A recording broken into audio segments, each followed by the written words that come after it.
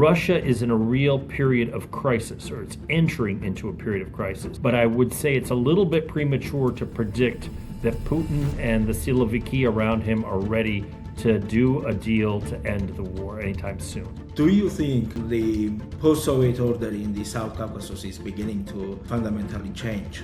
I think so. Moscow's influence in the South Caucasus is clearly dramatically weakened. You see it in Armenia, you see it in Azerbaijan. However, in Georgia, I think Russia's influence, frankly, has strengthened over the course of the last few years, not as a result of the war in Ukraine, but as a result of Russia's own political warfare strategy inside the country. Hello and welcome to Independent Southern Media. I'm Kartul Jarashenice, and today we are joined by Ambassador Mike Carpenter, who served as Senior Director for Europe at the National Security Council under President Joe Biden. Ambassador Carpenter, first of all, thank you so much for your time for joining us today. Ambassador, following Moscow's most scaled-back Victory Day parade in years, the Russian president suggested that the war against Ukraine may be approaching its end. He also said he would be ready to meet President Zelensky once the terms of possible peace agreement are finalized. So what do you think is behind these statements and how do you interpret them? Well, I think the first thing I'd say is I'm a little bit cautious about overinterpreting Putin's statement about the war ending. It may be that this is the first of a series of interventions by Putin to try to prepare the population for the Russian exit from the war. As I said, I'm a little bit skeptical that is the direction that we're heading, simply because the Russian war economy is so focused on delivering output for this conflict, and the recalibration of that economy for civilian purposes is going to be so costly and is going to cause so much dislocation within society, plus all the returning veterans and what they're going to do for Russian society over the medium term and even in the short run. I think all of those factors augur against Putin wanting to settle the war soon. So I take all of this with a note of caution, but what I will say is that in March, essentially, Ukraine and Russia fought to a net zero gain for both sides. In April, Ukraine actually had net territorial gains over Russia, and Russia's casualties are absolutely astronomical at 35,000 per month killed and wounded, and many of those wounded, I've heard a statistic that 60% of those wounded are wounded so badly they cannot return to the fight, not even this year, but ever. And so in the midst of those sorts of pressures, and with the enormous pressure as well on the Russian economy, with inflation likely much higher than the official rate, probably closer to 15 or even closer to 20%, with GDP stagnating and declining, Russia is in a real period of crisis, or it's entering into a period of crisis. And so I think all of that will make the Russian side a little bit more cautious about how it speaks about this war, but I would say it's a little bit premature to predict that Putin and the Siloviki around him are ready to do a deal to end the war anytime soon. What do you think Ukraine's response should be to these statements? On the Ukrainian side, I think the message has to be, or at least what they interpret from Putin's message and from the Victory Day parade, is continue doing what you're doing. I think the Ukrainians have now fully automated the front lines. They have developed and perfected their ability to strike, not just at an operational depth of a few hundred kilometers, but really at a strategic depth of up to 1,500 kilometers or even more. And their ability to take out major aspects of the Russian hydrocarbon complex, whether it's refining facilities or whether it's switching stations or other types of key infrastructure, are so advanced that Russia is really feeling the pain. So for Ukraine, I think it's the message has to be continue prosecuting the war as they currently are, to great effect, degrading Russian forces on the front lines in massive numbers month by month. And then continuing to develop that resilience back home. The $90 billion euro loan was certainly very helpful, but the Europeans could help push this into a whole new space if they were to mobilize the currently frozen Russian assets that are sitting in European jurisdictions. If they mobilized those assets and gave them to Ukraine, then the situation would change dramatically, because Putin would see that his runway is vastly diminished while Ukraine's would be vastly lengthened. Right, so beyond Ukraine, so how costly has the war against Ukraine been for Russia's influence in the South Caucasus? Like, considering the current geopolitical dynamics in the region, Armenia hosted the European Political Community Summit last week, followed by the EU-Armenia Summit. So what message does this send to Moscow? Well, so on the one hand, Moscow's influence in the South Caucasus is clearly dramatically weakened. You see it in Armenia, you see it in Azerbaijan. You also see it on the other side of the Black Sea in Moldova. However, in Georgia, I think Russia's influence, frankly, has strengthened over the course of the last few years, not as a result of the war in Ukraine, but as a result of Russia's own political warfare strategy inside the country. So I think it's a mixed picture overall. But you're right. I mean, the fact that Yerevan was able to host the European Political Community Summit, the fact that President Zelensky was able to travel to Yerevan, that Armenia has really strengthened ties dramatically with the United States and the European Union, all of that is just unthinkable as short as 5 years ago. Even frankly, 2 years ago, it was unthinkable. And Azerbaijan as well is pushing further and further away from Russia and asserting its sovereignty and independence. And of course, the two sides are forging a new chapter in their relationship, which is what's really exciting about the South Caucasus. But again, it's a mixed picture because Georgia's trending in the opposite direction, in my view. While discussing Armenia's relations with the European Union, President Putin linked the origins of the war in Ukraine to Kyiv's efforts to move closer to the EU. He also suggested that Armenia should hold a referendum so the Armenian people could decide whether they want to move closer to the European Union or remain within the Russian-led economic union. So what do you think Putin is trying to achieve by drawing parallels with Ukraine? Well, I mean, the suggestion that Armenia hold a referendum is obviously designed for Russia to be able to manipulate that sort of a referendum to derail Armenia from its current course, which is geopolitical alignment with the West.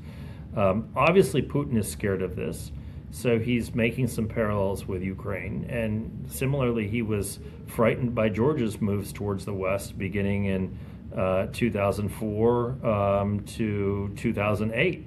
Up until the Russian invasion, he was deathly worried that Georgia was going to join the Western camp of countries and that Russia would no longer have the influence that it historically had. And so now he fears about Armenia. But of course, the momentum is there and the geopolitics are completely different because Russia, as I said, it's bogged down in Ukraine. It's hemorrhaging people at a rate that is just absolutely astounding on the front lines. And, Iran is vastly weakened. Syria has fallen. The Assad regime has fallen. And, the Maduro regime has also been crippled. It hasn't completely fallen, but it's been crippled in Venezuela. So Putin is facing a lot of geopolitical setbacks right now. Can Russia realistically prevent deeper EU engagement in Armenia? Well, they can try, and they are trying. The sort of the manipulation behind the scenes, the political warfare tactics, the co-optation of certain elite figures, the use of Russian dark money to try to finance operations in Armenia that are anti-Western or pro-Russian in some way, or at least anti-establishment, that continues, as well as the online disinformation and the messaging that's coming from Russia. I think it's less effective because Russia has done this now for many years, and a lot of countries have sort of caught on to their modus operandi. But they're still trying very hard, and they're using especially agents of influence within Armenia to try to accomplish their aims.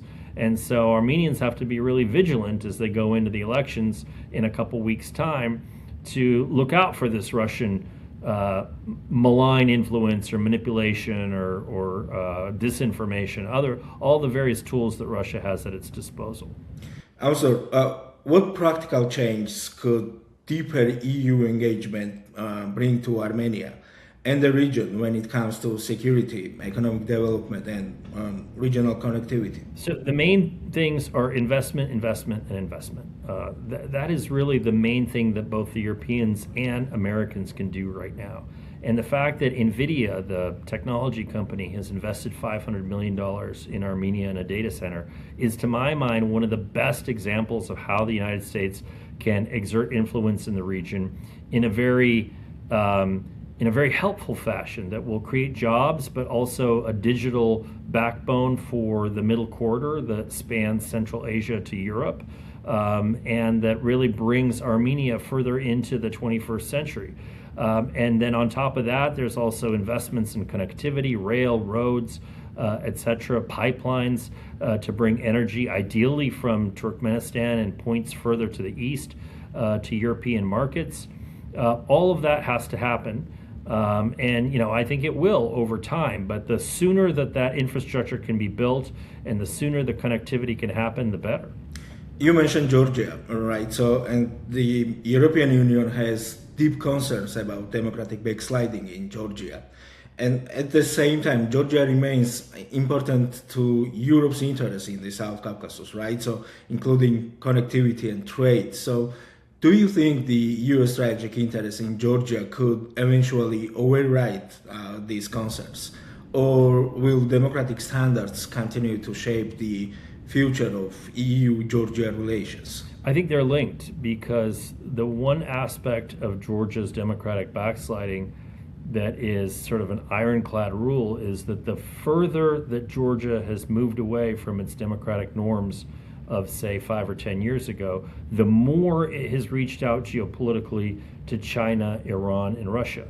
And so the European Union obviously is aware of this and is not going to bet on connectivity through Georgia if it fears that some of that infrastructure is going to fall into Chinese or Russian hands. And so I think it's, to the extent that Georgia can reform and become a democratic country, the better a candidate it becomes for East-West infrastructure that would be financed either by America or by the Europeans.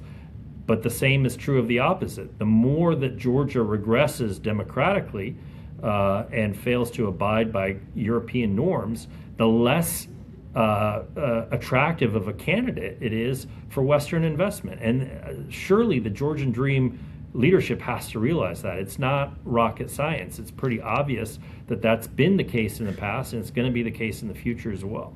I'm asking this because we see the European Union maintaining close strategic cooperations with Azerbaijan, despite long-standing concerns over democracy and human rights there, right? So could the similar logic eventually shape the EU's approach toward Georgia? Well, not obviously not all of the countries in the South Caucasus, and certainly none of the countries in Central Asia are representative liberal democracies, and yet the U.S. and the European Union do business with them, and as they should. This is not to say that neither the United States nor other Western countries can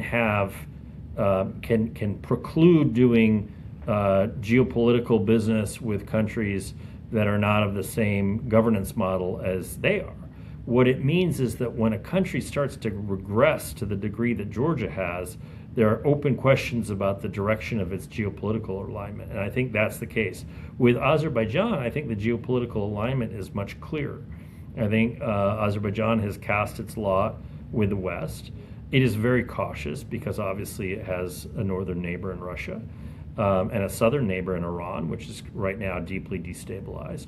And so, of course, they're cautious, but I think Azerbaijan has proven to be a good partner for Western countries when it comes to providing energy.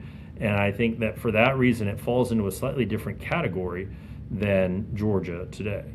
You mentioned U.S. interests in the region, and Trump's administration has played an important role in the Armenia-Azerbaijan peace process, including through the proposed trade corridor. So how closely aligned are U.S. and EU approaches and interests in the South Caucasus?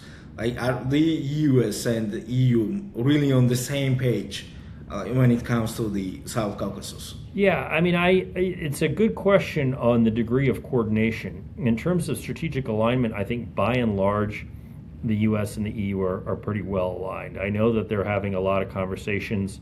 The special envoy for the South Caucasus, Magdalena Grono, I know that she speaks on a regular basis with her counterparts in Washington.